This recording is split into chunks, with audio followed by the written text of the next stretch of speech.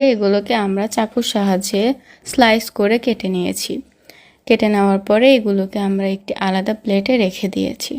এখানে নিয়েছি আমরা মিস্টার নুডলসের কোরিয়ান স্পাইসি নুডলস। এরপরে একটি প্যানে অল্প পরিমাণে তেল দেওয়ার পর সামান্য একটু পেঁয়াজ, আদা কুচি এবং রসুন কুচি দিয়ে নিয়েছি। এরপর এগুলোকে একটু হালকা করে ভেজে নেওয়ার পরে এখানে আমরা পানি অ্যাড করেছি।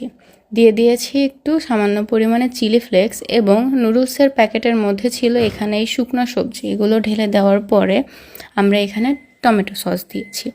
তারপর সুন্দর করে পানিটার সাথে মশলাগুলো মিশিয়ে এখানে আমরা 2 প্যাকেট নুডলস দিয়ে দিয়েছি।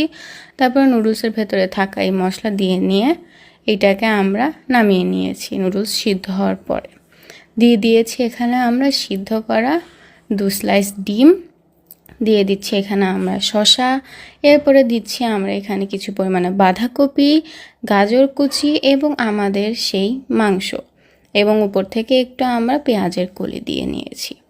এই তো তৈরি হয়ে গেল খুবই অল্প সময়ে ঝটপট কোরিয়ান স্পাইসি রামেন রেসিপি। অবশ্যই আপনারা ট্রাই করবেন।